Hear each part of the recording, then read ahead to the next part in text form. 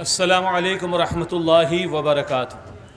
الحمدللہ رب العالمین والصلاة والسلام علی سید الانبیاء والمرسلین، اما بعد۔ اعوذ باللہ من الشیطان الرجیم، بسم اللہ الرحمن الرحیم۔ انما المؤمنون اخوہ، وقال اللہ تبارک وتعالی یا ایہا الذین آمنوا ان تنصروا اللہ ینصرکم ویثبت اقدامکم، صدق اللہ العظیم۔ وقال رسول اللہ صلی اللہ علیہ وآلہ وسلم الکفر ملت واحدہ او کما قال علیہ الصلاۃ والسلام۔ رب اشرح لی صدری ویسر لی امری واحلل عقدۃ من لسانی یفقہوا قولی واجعل لی وزیرا من اہلی، آمین یا رب العالمین۔ جیسے کہ اس وقت کے مظاہرے کی غرض و غایت آپ کے سامنے محترم ڈاکٹر انوار علی صاحب نے بیان فرمائی کہ تنظیم اسلامی کے اس وقت رفقا یہاں کراچی پریس کلب پر جمع ہوئے ہیں اپنا یہ احتجاج ریکارڈ کرانے کے حوالے سے کہ ظلم و ستم اور بربریت کی جو بدترین مثالیں اس وقت اسرائیل کی جانب سے پیش کی جا رہی ہیں، مسجد اقصیٰ کی بے حرمتی کا معاملہ اور وہاں کے نہتے مسلمانوں پر ظلم و ستم کا معاملہ، یعنی ایک ہی شب کے اندر 200-250 شہادتوں کا معاملہ کم و بیش۔ البتہ یاد رہے کہ دنیا کا جو ایک عالمی میڈیا ہے، کیونکہ وہ باعث ہے اور متعصب ہے تو بہت زیادہ صحیح صورتحال شاید ہم تک نہیں پہنچ پاتی۔ البتہ اس دور میں سوشل میڈیا کی ایک اویلیبلٹی ہے جس کے نتیجے میں وہاں جو کچھ ظلم و ستم ہوا ہے، وہ مسکراتے بچے کی جن کی لاشیں ہم نے دیکھی ہیں، اور وہ مسکراتے بچے کے جن کے چہروں پر زخم موجود ہیں، اور وہ مسکراتے بچے وہ جس کے ہاتھ کے اندر آپ نے پتھر بھی دیکھا ہوگا، یہ اظہار کر رہے ہیں کہ ظلم کو گوارا کرنا خود ایک ظلم ہے، اور ظلم پر خاموش رہنا خود ایک ظلم ہے، اور ظلم کے خلاف آواز بلند نہ کرنا یہ خود اپنی جگہ ایک ظلم ہے۔ تو ہم وہ مسلمان جو قرآن کریم کے ماننے والے ہیں، قرآن کریم ہمیں بیان فرماتا ہے سورہ حجرات کی آیت نمبر 10 میں انما المؤمنون اخوۃ، بلا شبہ تمام کے تمام اہل ایمان آپس میں بھائی بھائی ہیں، مشرق ہو یا مغرب، شمال یا جنوب۔ جس نے کلمہ پڑھ لیا ہے وہ 2 ارب مسلمانوں کی تعداد، یہ کلمے کی بنیاد پر اللہ کی کتاب بیان فرماتی کہ بھائی بھائی ہیں، اور رسول اللہ صلی اللہ علیہ وآلہ وسلم نے فرمایا یہ تمام کے تمام مسلمان ایک جسم واحد کی مانند ہیں۔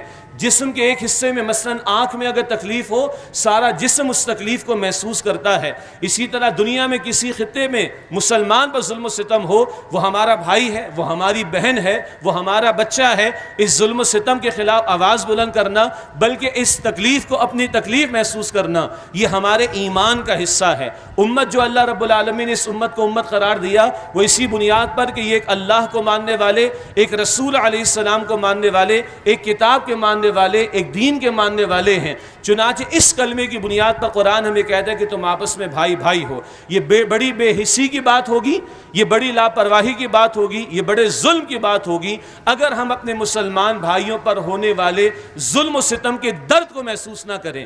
کیا کرنا چاہیے وہ ذکر آگے چل کر آئے گا، لیکن اس ایمان کا تقاضا ہے کہ ان کی تکلیف کو، پریشانی کو، مصیبت کو ہمیں اپنی تکلیف اور پریشانی اور مصیبت جاننا اور ماننا چاہیے۔ دوسری بات، یہ حالات تو بہت پرانے ہیں، 70-75 برس کم و بیش ہو گئے فلسطین کے معاملے کو، کشمیر کے معاملے کو۔ ہر کچھ عرصے کے بعد ان معاملات میں تیزی آ جایا کرتی ہے۔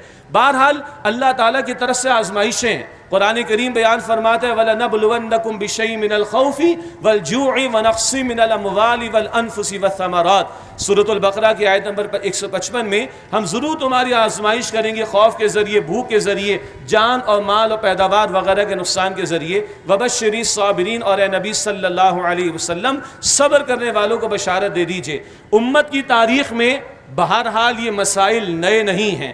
آزمائشوں کا معاملہ، مصائب سے گزرنا، مصیبتوں سے گزرنا، بہرحال یہ امت اس سے گزرتی آئی ہے۔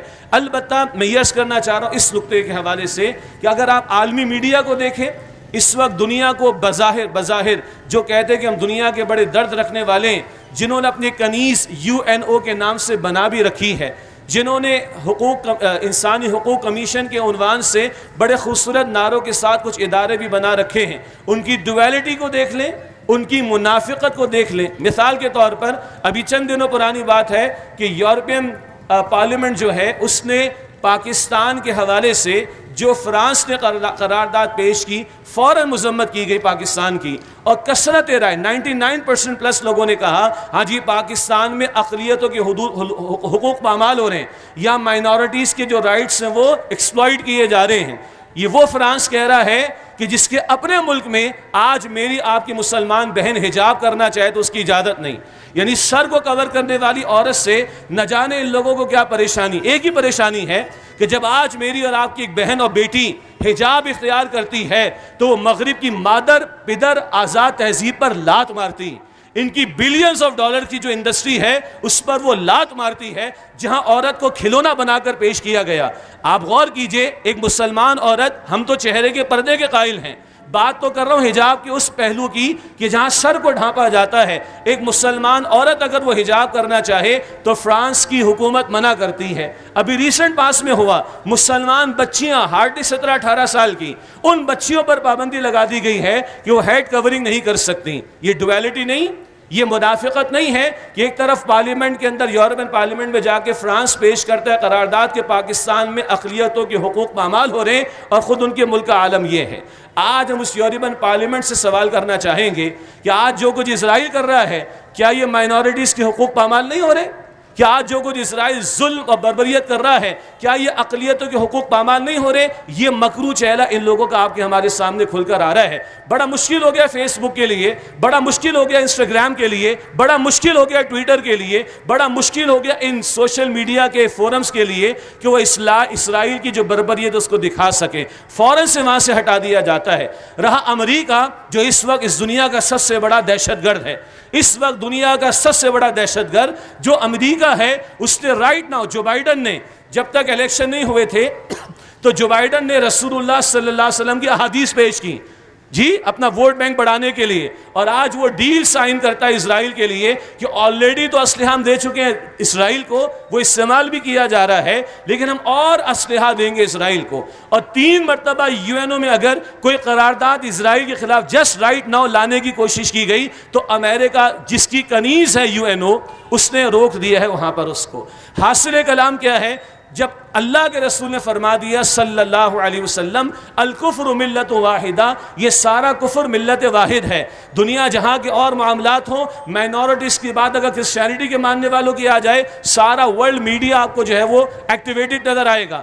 سارے لوگ کسی ایک فورم پر آ کر ان کے لیے، چاہے وہ ایسٹ تیمور کی بات ہو یا دیگر علاقوں کی بات ہو، فوراً متحد نظر آئیں گے۔ لیکن 75 برس گزر جائیں، فلسطین کے معاملے کو اور کشمیر کے معاملے کو ان کے کانوں پر جو بھی نہیں رینگتی۔ اللہ یہ حالات تو دکھا رہا ہے، لیکن اس حالات کے نتائج اس طور پر بھی سامنے آتے ہیں کہ دنیا کے ان عالمی دہشت گردوں اور دنیا کے ان بڑے منافقین جن کا دو رخاپن، ڈویلٹی، اور جن کی منافقت ان حالات کے نتیجے میں کھل کر ہمارے سامنے آ جاتی۔ یہاں میں ان ہمارے لبرلز کو بھی اور سیکولر مائنڈڈ لوگوں کو بھی دعوت فکر دینا چاہوں گا کہ کسی کتے اور بلی کے حقوق کے لیے تو یہ لوگ سڑکوں پر آ جاتے ہیں۔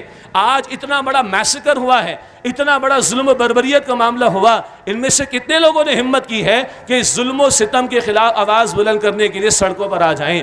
میرا سوال ہے ان لبرل سے، میرا سوال ہے ان سیکولر مائنڈڈ لوگوں سے جو کتوں اور بلیوں کے حقوق کے لیے سڑکوں پر آتے ہیں، جو اور اس طرح کے سلمان تاثیر جیسے ملعون کے مسئلے پر جو ہے وہ سڑکوں پر آ جاتے ہیں، لیکن آج جب یہ خالص انسانی سطح پر دیکھیں جس طرح کی وہ نامسکی نے جو بات کہی امریکہ کے اندر کہ تم کسی کے پوری بلڈنگز کو بلڈوز کر دو، تم گھروں کو برباد کر دو، تم ان کی مسجدوں کو برباد کر دو، تم ان کے گھروں میں گھس کر ان کی ماں بیٹوں کی عصمت کو جو ہے وہ برباد کر دو، پامال کر دو، تم ان کے بچوں کو شہید کر دو، اور اس کے بعد اگر یہ کچھ کہنے کی کوشش کریں اور کچھ کرنے کی کوشش کریں تو ساری دنیا کہتی جناب یہ حماس والے دہشت گرد ہیں۔ یہ جو مجاہدین جنہوں نے راکٹ برسانے کی کوشش کی ہے یا کچھ اقدام کرنے کی کوشش کی ہے، ساری دنیا ان کو اس وقت بھی کہہ رہی کہ جناب یہ دہشت گرد ہیں۔ اور جو کچھ اسرائیل نے کیا ہے اس کے بارے میں کوئی ورلڈ میڈیا بائی لارج الا ماشاءاللہ وہ کہنے کو تیار نہیں۔ یہ نقطہ میں نے اس لیے عرض کرنا چاہا،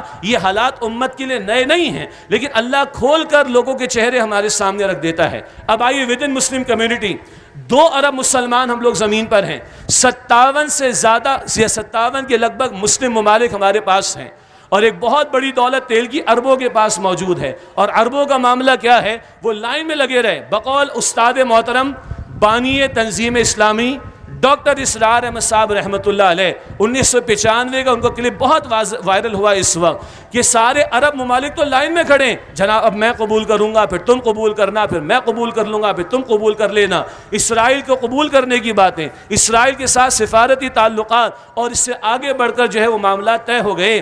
تو عربوں کا معاملہ تو یہ ہو گیا کہ وہ تو کمپرومائز کر چکے ہیں۔ رہا عجم کا معاملہ، یعنی نان عرب مسلم کنٹریز کا معاملہ، تو ترکی کے صدر نے کچھ کہا تو کچھ کہا، ہمارے یہاں سے دو چار بیانات تو گئے ہیں، مگر جو شدت جذبات کا اظہار ہونا چاہیے، اور جو مذمت سے آگے بڑھ کر، یہ ہمارے بینرز پہ لکھا ہوا ہے کہ فلسطین کا دفاع مذمت سے نہیں، اسرائیل کی مرمت سے ہوگا۔ اللہ تعالیٰ نے ایٹمی صلاحیت کاہے کے لیے دی ہے؟ اللہ تعالیٰ نے میزائل ٹیکنالوجی کس لیے دی؟ مجھے ایک لائیو پروگرام کے اندر ڈاکٹر عبدالقدیر صاحب نے بتایا، یس we are in a position کہ ہم یہاں سے تل ابیب کو ہٹ کر سکتے ہیں۔ یہ اللہ نے ٹیکنالوجی کاہے کے لیے دی ہمیں؟ یہ ایٹمی صلاحیت اللہ تعالیٰ نے کاہے کے لیے دی؟ ہم لوگ تو مظاہرہ کر لیں گے، حکمرانوں کے پاس طاقت ہے، حکمرانوں کے پاس قوت ہے، یہ ہماری فوج ہے، ماشاءاللہ دنیا کی بہترین فوج ہے، بہترین تربیت یافتہ فوج ہے۔ ہاں، اسی فوج کے سابق سربراہ کو 34 ملکوں کی اسلامی فوج کا سربراہ بنایا گیا، جنرل احی شریف صاحب کو۔ وہ کہاں ہیں 34 ملکوں کی فوج؟ وہ کہاں ہیں جنرل احی شریف صاحب؟ وہ 34 ملکوں کی فوج کیا عربوں کی بادشاہتیں بچانے کے لیے بنائی گئی تھی؟ اس کی کوئی سنگن نظر نہیں آ رہی۔ وہ کس لیے قائم کی گئی تھی؟ یعنی ان بغیرتوں کی بغیرتی کی انتہا کا معاملہ آ گیا کہ OIC، ہمارے ساتھ ڈاکٹر اسرار صاحب فرماتے تھے رحمۃ اللہ علیہ، یہ organisation of Islamic countries OIC actually کیا ہے؟ IC یہ ہو گیا مسلمانوں کے ساتھ، بس ایک قرارداد آ گئی، اور ابھی ایک جناب انہوں نے ورچوئل کانفرنس کر لی، اور آگے ہمارے وزیر خارجہ صاحب گئے میں ترکی کہ ہمیں جناب UN میں جا کر کوئی مذمتی قرارداد پیش کرنی۔ بھائی یہ قرارداد سے کام ہونے والا نہیں ہے، یہ مذمتوں سے کام ہونے والا نہیں ہے۔ ان ظالموں جابروں ہی کا قلم قمع کرنے کے لیے، اور ان کا معاملہ درست کرنے کے لیے، اور ظلم کے خاتمے کے لیے، اور مظلوموں کی داد رسی کے لیے اللہ رب العالمین کے دین نے ہمیں قتال کا حکم دیا ہے۔ ہاں ہم قائل ہیں، یہ قتال کون کرے گا؟ حکمرانوں کے پاس طاقت موجود ہے۔ ہاں جیسے بھی ہمارے بھائی نے کہا اگر یہ اس قابل نہیں ہے تو بھائی گھر پہ جا کر بیٹھے، کسی اور کو پھر آنے دیجئے کہ جس کو اللہ ایمان کی غیرت عطا فرمائے، اور وہ کم سے کم مذمتی بیان سے آگے بڑھ کر دھمکی تو دے۔ میں آپ کو عرض کروں، 14 مئی 1998 کی بات ہے، واجپئی وزیر اعظم تھا بھارت کا۔ 14 مئی 1998 کی بات ہے، بھارت نے ایٹمی دھماکے کیے، اور 15 مئی 1998 کو صبح واجپئی کہتا ہے ہم پاکستان کی اینٹ سے اینٹ بجا دیں گے۔ 14 دن کے بعد 28 مئی، یاد ہوگا آپ لوگوں کو، 28 مئی 1998 کو پاکستان نے ایٹمی دھماکوں کا اعلان کر دیا۔ 29 مئی کی صبح کو واجپئی کا بیان آیا، we are ready for table talks, ہم مذاکرات کے لیے تیار ہیں۔ تو یہ باتوں سے ماننے والے لوگ نہیں، ان کا علاج لاتوں سے ہی کیا جا سکتا ہے۔ لاتیں ان کو بہرحال ہمارے پڑوسی ملک میں پڑیں۔ طالبان افغانستان کو اللہ تعالیٰ نے اس دور میں ایک مثال کے طور پر پیش کر دیا۔ 50 ملکوں کی ٹیکنالوجی بھی بہرحال ملا عمر کو تلاش نہیں کر سکی تھی۔ 50 ملکوں کی ٹیکنالوجی فیل ہو چکی ہے، 50 ملکوں کی ساری فوج فیل ہو چکی ہے، اور کبھی دوحہ کے مذاکرات، اور کبھی ISI سے کہا جاتا ہے، کبھی پاکستانی گورنمنٹ سے کہا جاتا ہے یار مذاکرات کروا دو، کچھ سیف پیسے جمع نکلوا کر دے دو۔ علاج یہی ہے، علاج یہی ہے ان ظالموں کا، جو اللہ کا قرآن کہتا ہے کہ ظلم کے خاتمے کے لیے اور مظلوموں کی داد رسی کے لیے بھی قتال فی سبیل اللہ کا حکم دیا گیا۔ البتہ یہ حکمرانوں کی سطح پر ہونے والا کام ہے، ان کو اللہ تعالیٰ غیرت عطا فرمائے، کوئی دھمکی تو دیں، کوئی آگے بڑھ کر بات تو کریں، کوئی امت کا ایک موقف تو دنیا کے سامنے آنا چاہیے۔ اللہ تعالیٰ ہمارے حکمرانوں کو اور ہماری افواج کو اور ہمارے صاحب اختیار ذمہ دار افراد کو غیرت دینی عطا فرمائے کہ وہ آگے بڑھ کر اس نوعیت کے اقدامات کر سکیں۔ اگلی اہم بات یہ ہے کہ مسجد اقصی کا معاملہ ہم سب واقف ہیں، قبلہ اول کا معاملہ ہے۔ رسول اللہ علیہ السلام جب مکہ مکرمہ میں تھے اسی کی طرف رخ کر کے نماز ادا کرنے کا حکم تھا، وہاں کیفیت یہ تھی کہ حضور کے سامنے کعبہ اور مسجد اقصی دونوں آ جایا کرتے تھے۔ لیکن جب ہجرت کا معاملہ ہوا تو ہجرت کے 17 مہینے کے بعد حضور کی خواہش بھی تھی، سورۃ البقرہ میں دوسرے پارے کے آغاز میں اس کی تفسیر آتی ہے، اور شفٹنگ آف قبلہ کا حکم آ گیا، تحویل قبلہ کا حکم آ گیا۔ اس تعلق سے کہا جاتا ہے وہ مسلمانوں کا قبلہ اول ہے، اور اب بیت اللہ شریف کی طرف رخ کر کے، مسجد حرام کی طرف رخ کر کے ہم نماز ادا کرتے ہیں۔ لیکن یاد رکھیے گا، معراج کی شب کا واقعہ سب کو یاد ہے۔ رسول اللہ علیہ السلام نے تمام انبیاء اور رسول کی امامت فرمائی ہے وہاں، اور اس بات کا اظہار ہو گیا۔ وہاں موسیٰ علیہ السلام نے بھی نماز ادا کی ہے، عیسیٰ علیہ السلام نے بھی نماز ادا کی ہے، بنی اسرائیل کے سینکڑوں نہیں ہزاروں انبیاء نے نماز ادا کی ہے، امام الانبیاء محمد رسول اللہ صلی اللہ علیہ وسلم کی امامت میں۔ تو یہ مسئلہ حل ہو چکا ہے کہ اب بیت المقدس کی تولیت کا معاملہ ہو، اس کے انتظام کا معاملہ ہو، یہ آخری امت مسلمہ، اس کے ذمہ داری ہے اور اس کا حق ہے، ختم نبوت کے بعد جو نبی اکرم صلی اللہ علیہ وسلم آخری رسول بنا کر بھیجے گئے ہیں۔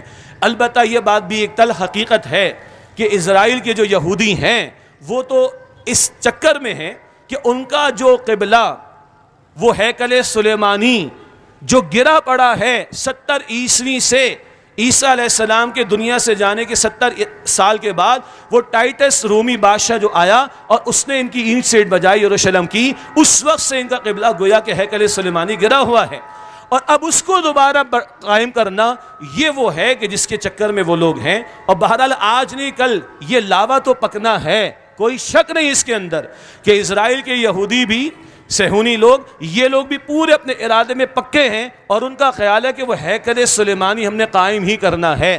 نتیجتاً مسلمانان فلسطین پر اور زیادہ آزمائشوں کا معاملہ آنا ہے۔ یہ وضاحت رسول اللہ صلی اللہ علیہ وآلہ وسلم کی واضح احادیث مبارکہ میں موجود ہیں، اور پھر جب لاوا پکے گا، بہرحال مسلمانوں کا دل اگر مدینہ شریف اور مکہ مکرمہ کی محبت سے بھرا ہوا ہے تو مسجد اقصی سے بھی مسلمانوں کی محبت کا معاملہ کم نہیں ہے۔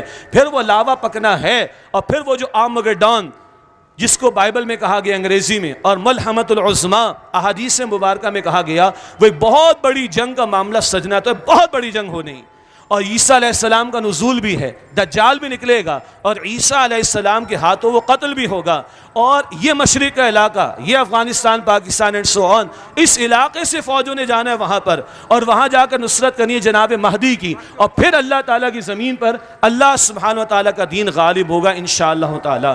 یہ منظر نامے احادیث مبارکہ میں ملتے ہیں۔ میں آپ کو دعوت دوں گا بانی تنظیم اسلامی ڈاکٹر اسرار احمد صاحب رحمۃ اللہ علیہ کے خطابات اور ان کی تحریریں اس موضوع پر آپ پڑھیں، وہ منظر نامہ سامنے آئے گا، یہ ہے مستقبل کا منظر نامہ۔ اب سوال ہے کہ ہم اور آپ کیا کریں؟ کچھ انفرادی سطح پر کرنے کے کام ہیں، کچھ اجتماعی سطح پر کرنے کے کام ہیں، اور کچھ مستقل کرنے کا کام ہے۔ انفرادی سطح پر ظلم کے خلاف آواز بلند کرنا، اسی لیے ہم یہاں پر جمع ہوئے۔ ہمارے بہت سے اور بھائی بھی یہاں پر اس وقت موجود ہیں، وہ بھی اپنے جذبات کا اظہار کریں گے تھوڑی دیر میں۔ ہمارے پریس کے لوگ یہاں پر موجود ہیں، ہم سب مسلمان ہیں بھائی، ہم سب کے پاس اگر یہ زبان ہے اور آج کا میڈیا بھی اس زبان ہی کو ریپرزینٹ کرتا ہے، تو اس زبان کو استعمال کر کے اس ظلم کو کنڈیم کرنا یہ ہمارے بس میں ہے۔ ہم اپنی دعاؤں میں اپنے بھائیوں کو یاد رکھیں، چاہے دنیا میں مسلمان کہیں بھی مظلوم ہو۔ اسی طرح بعض اداروں نے ان کی مالی امداد کے لیے کچھ اپیل کی ہے، جن پر آپ کو اعتماد ہو۔ ہم نے بھی ایک ادارے پر اعتماد کیا، اپنے رفقاء تنظیم کو بتا دیا ہے، کوشش کرے مالی تعاون بھی کیا جائے۔ حکومتوں سے مطالبہ کیا جائے کہ بس مذمتی بیانات نہ دیں، اس سے آگے بڑھ کر کچھ عملی اقدامات ہونے چاہیے اور غیرت دینی کا مظاہرہ کرنا چاہیے۔ یہود یہ دنیا پرست قسم کے لوگ ہیں، مال کے بڑے حریص ہیں۔ قرآن فرماتا ہے ان میں سے ہر ایک چاہتا ہے اس کو 1000 برس کی عمر مل جائے۔ چنانچہ ایک بڑا آپشن جو ماضی میں مختلف مواقع پر بیان ہوا وہ ہے سوشل بائیکاٹ کا، یہ اکنامک بائیکاٹ کا رادر، یعنی بہت سارے وہ پروڈکٹس کے جو جیوس کمپنیز کے ہیں، اگر امت کی سطح پر 2-4 لوگ کریں گے تو وہ اتنا وزنی نہیں ہوتا، لیکن اگر امت کی سطح پر وہ بائیکاٹ کی کوشش کرائی جائے تو بہرحال اکنامک سطح پر ایک دھچکا ان کو لگایا جا سکتا ہے۔ یہ چند کرنے کے کام ہیں جو ہمیں فوری کرنے چاہیے۔ لیکن اب ذرا ٹھنڈے دل کے ساتھ ایک اور بڑا تجزیہ سن لیجئے۔ ہم آج فلسطین کے مسلمانوں پر ہونے والے ظلم و ستم کے خلاف مظاہرہ کر رہے ہیں، کیا برابر میں کشمیر کا مسلمان مظلوم نہیں ہے؟ کیا چند دنوں پہلے برما کے اندر جو میسیکر کا معاملہ ہوا، جس بے دردی سے مسلمانوں کو شہید کیا گیا، کیا عراق میں 10 لاکھ مسلمانوں کی جانیں نہیں لی گئیں؟ کیا افغانستان میں 15 لاکھ مسلمانوں کو شہید نہیں کیا گیا اور 10 سے 12 لاکھ کو اپاہج نہیں کیا گیا؟ کیا ہم بھول گئے کہ ہارٹ آف دا یورپ میں بوسنیا کے اندر مسلمانوں کی ایتھنک کلینزنگ نہیں کی گئی؟ گنتے چلے جائیں، کشمیر بھی ہے، فلسطین بھی ہے، کبھی چیچنیا، کبھی بوسنیا، کبھی عراق اور کبھی افغانستان، کبھی کوئی اور محاذ کا معاملہ۔ بہت توجہ سے ٹھنڈے دل سے سوچئے گا، ہم لوگ اللہ کو ماننے والے، رسول اللہ علیہ السلام کو ماننے والے، ہم قرآن کریم کو ماننے والے، ہم آخرت کے ماننے والے، ہم دین اسلام کے ماننے والے، ہمارے ساتھ یہ ایسا کیوں ہو رہا ہے؟ ہمارا خون سب سے زیادہ سستا کیوں ہے آخر؟ ہم پر ہی ظلم و ستم کے پہاڑ کیوں توڑے جاتے ہیں؟ کیا ہماری دعاؤں میں کوئی کمی ہے؟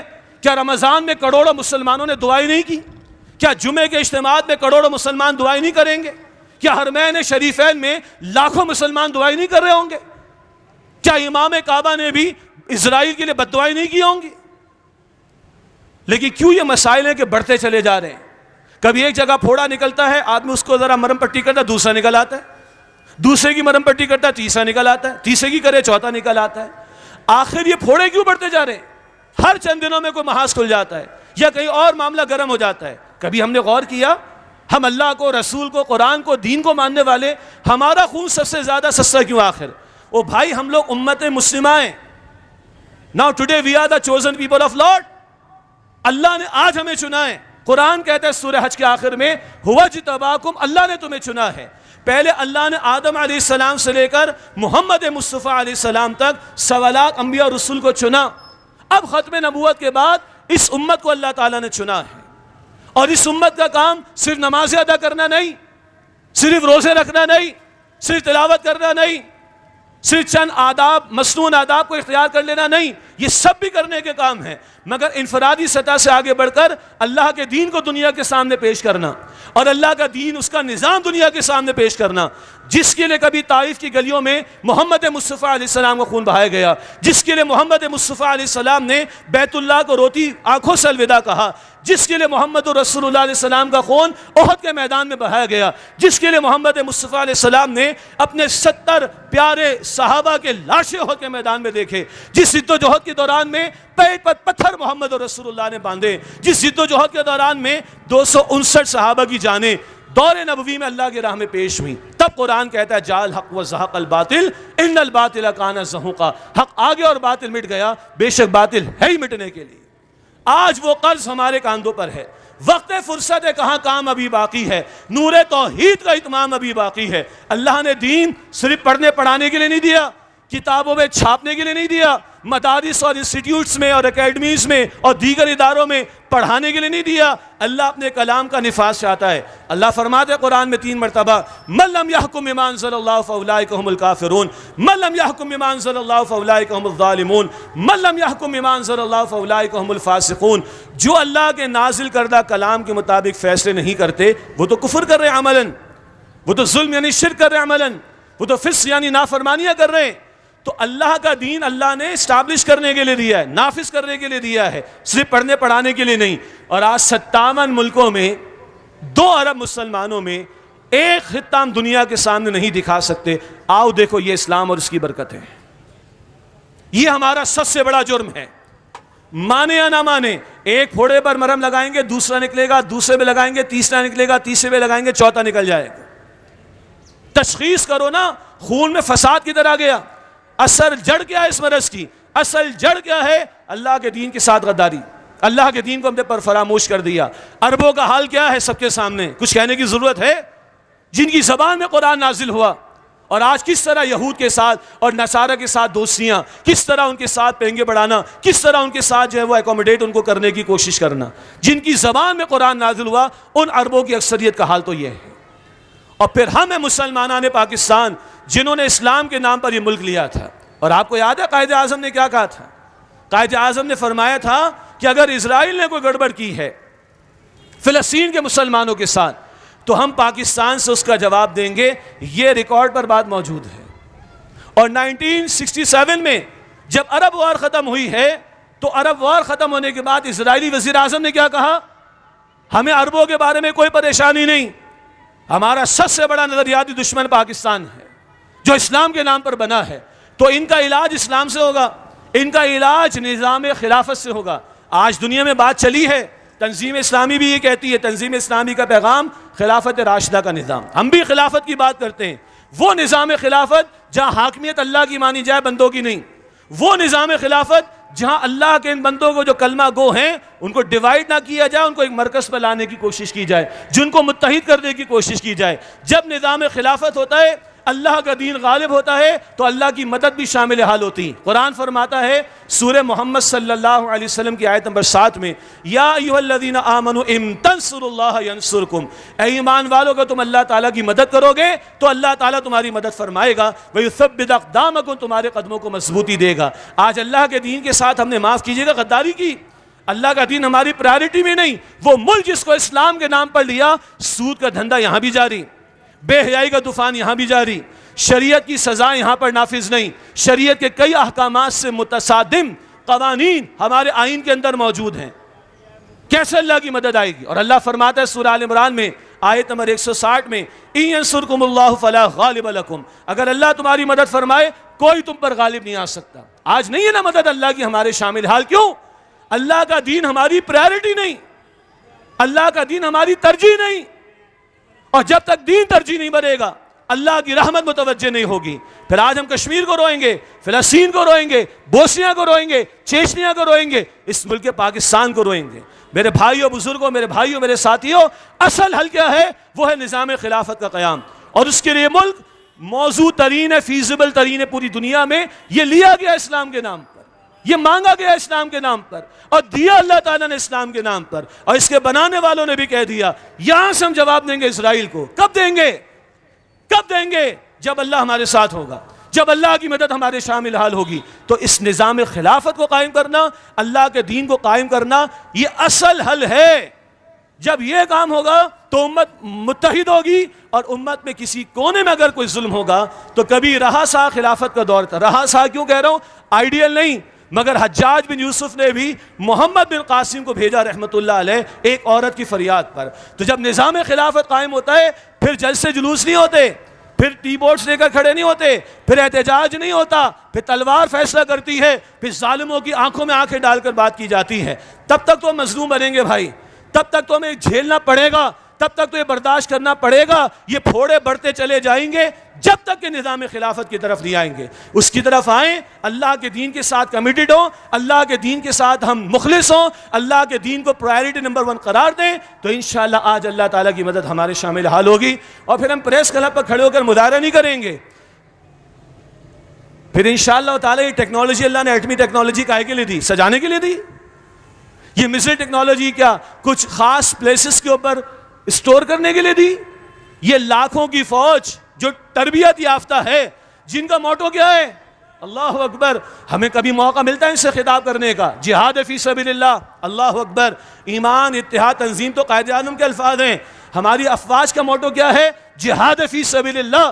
تو جب نظام خلافت کا قائم ہوگا، اللہ کے کلمے کی سربلندی ہوگی، تو یہ ساری ٹیکنالوجی، یہ ساری ریسورسز، یہ ساری افواج پھر اللہ کے کلمے کی سربلندی کے لیے اور مظلوم کی داد رسی کے لیے اور ظلم کے خاتمے کے لیے استعمال ہوگی۔ آج اگر دنیا ویپنز آف ماس ڈسٹرکشن کے نام پر عراق میں ہمارے 10 لاکھ بھائیوں کو شہید کرنے کی اجازت دیتی ہے UN کے ذریعے، آج اگر دنیا امریکہ بدماش کو 50 ملکوں کے ساتھ ٹوئن ٹاورز کا بہانہ بنا کر افغانستان میں انویژن کی اجازت دیتی ہے، اگر ظلم کی اجازت ان ظالموں نے دی ہے، تو آپ کا اور میرا رب ظلم کے خاتمے کے لیے اور مظلوم کی داد رسی کے لیے اور عدل کے نفاذ کے لیے اور اس کے کلمے کی سربلندی کے لیے قتال فی سبیل اللہ کا حکم بھی دیتا ہے۔ اللہ تعالی ہمیں بھی غیرت دے، ہمارے عوام کو بھی دے، ہمارے حکمرانوں کو بھی دے، ہماری افواج کو بھی دے، ہمارے اور صاحب اختیار ذمہ داران کو بھی، ہم سب کو دینی غیرت عطا فرمائے، اور اللہ اپنے دین کے ساتھ کمیٹڈ فرما دے،